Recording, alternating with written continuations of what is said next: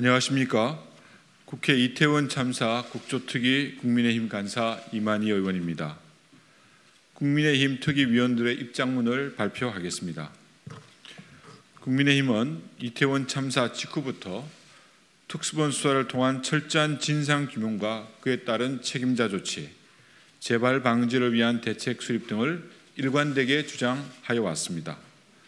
그럼에도 불구하고 지난 24일 여야가 2023년도 예산안과 민생법안 처리에 합의하면서 함께 이태원 참사 국정조사 특위 국정조사 계획서를 채택한 것은 참사의 원인과 책임을 면밀히 살피고 유족들과 피해자의 아픔을 보듬으며 다시는 이런 비극이 재발되어서는 안 된다는 국민의 뜻을 받들기 위함이었습니다.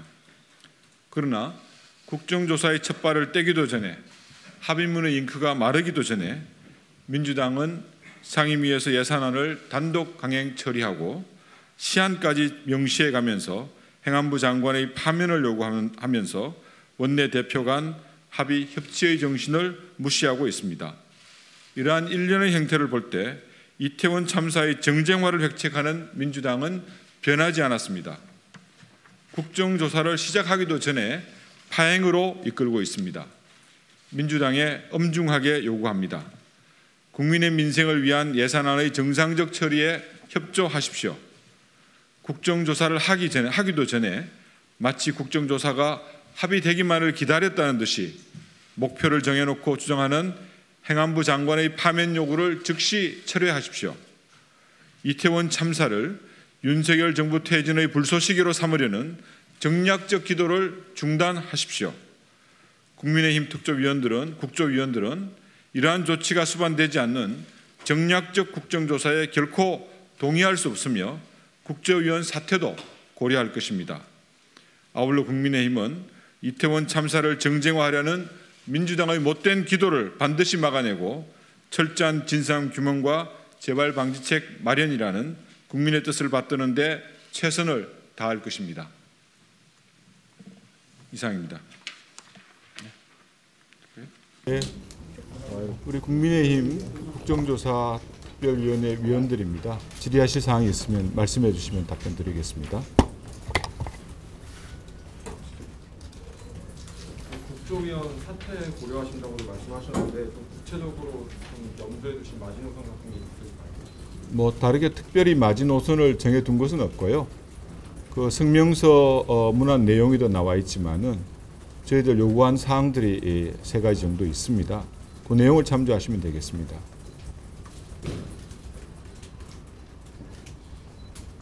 민주당이 오늘 강경하게 그렇게까지 응답을 해달라, 그렇지 않으면 추후 조치 나서겠다고 했는데 민주당이 그렇게 조치 나서게 되면은 저희 당 차원에서 별도로 재발방지책이나 진상규명책을 마련하실 계획이신가요? 당연합니다. 저희들 국민의힘에서는 이태원 참사와 관련된 특별위원회도 지금 가동 중에 있습니다.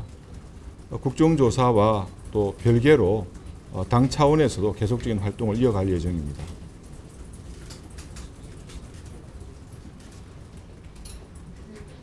예. 이태원 참사를 윤석열 정부 퇴진의 불쏘시개로 삼으려는 전략적 기도라고 말씀하셨는데요. 어떤 부분에서 민주당이 그런 전략적 기도를 하고 있는지 말씀을 주실 수 있습니까? 지금 매주 이루어지는 지금 여러 집회 시위에서도 민주당 의원들이 참여해서 적극적으로 윤석열 정부의 퇴진을 요구하는 걸로 알고 있습니다. 그뿐만이 아니라 사실은 이제 국정조사에 관련된 합의를 할 때는 일단 국정조사 후에 국정조사를 통해서 철저한 진상을 규명하고 그에 따른 책임자를 가려내서 처벌하고 재발방지책을 마련하자는데 모두 동의한 것으로 알고 있고, 그 합의 이면에는 여러 가지 예산안이라든지 시급한 민생 법안의 처리도 함께 동의한 것으로 이렇게 이해를 하고 계십니다. 국민들께서는. 그렇지만 여러 기자분들께서도 아시다시피 하루가 채 지나지도 않아서 당장 행안부 장관의 파면, 또 각 상임위원회에서의 예산안에 대한 강행 처리 등이 무차별적으로 지금 이루어지고 있습니다. 그런 것을 염두에 뒀을 때는 과연 이번 국정조사가 정말 우리 국민의 여망대로 진상 규명과 재발 방지에 초점을 맞춰 놓은 것인지, 아니면은 이 참사 자체를 이용해서 자신의 정치적 이익, 자당의 정치적 이익 또는 자당의 대표의 사법적 리스크를 최소화시키는 데 활용한다, 이런 시각을 저희들은 버릴 수 없습니다. 그런 측면에서 그런 표현이 들어갔다고 보시면 되겠습니다. 그러니까 국민의힘에서 이제 국정조사를 받아들인 것은 사실 협치의 목적이 크죠. 여야가 합쳐서 진상 규명을 하고 그리고 재발 방지책을 마련하겠다, 지금 그런 차원에서 국민의힘 내에서도 여러 가지 의견이 나왔습니다만 결국은 대승적 차원에서 국정조사에 참여하기로 했던 것입니다. 그런데 지금 민주당이 국정조사 통과가 계획서가 통과되자마자 태도를 돌변하고 있습니다. 이것은 그동안에 근본적으로 사실 이어져야 되는 이러한 협치를 하지 않겠다. 하루 만에 또 이상민 장관의 파면을 요구를 하고 또 한 번 또 다른 요구를 또 할 수 있는 그런 가능성도 저희는 상당히 높다고 보고 있습니다. 그리고 아시는 바와 같이 이번에 국정조사 목적에 용산 대통령실 이전으로 인한 이러한 경비 인력으로 인해서 또 그날 이태원 참사 날 제대로 인명 구호가 되지 않은 거 아니냐, 이러한 사실 저희가 동의하기 어려운 그런 목적도 있습니다. 이런 차원에서 민주당의 이런 돌변하는 그 태도를 볼 때 이것은 결국 협치를 좀 유지하기 어렵다는 그런 판단이 들어서 오늘 저희가 기자회견을 좀 한 것이고, 민주당에 저희가 요구하는 것은 국정조사의 정신은 협치를 지켜달라, 이것입니다. 민주당의 진성준 의원이 오늘 이상민 장관 파면 관련해서 본회의가 1일이니까 그 전인 11월 30일까지는 어떤 타협의 여지가 있다는 식으로 발언을 했다, 라디오에서. 그 부분에 대해서 시간이 가면은 어떤 그 파면에 대한 얘기가 이루어질 수 있다고 보시는지, 아니면 지금과 입장이 달라지지 않을까? 제가 그 의원님의 그 인터뷰 내용을 제가 미처 알지 못해서 특별한 입장은 여기서 밝히기는 어렵지만은 원내 지도부 차원에서 같이 그것도 논의가 되지 않을까 생각을 합니다.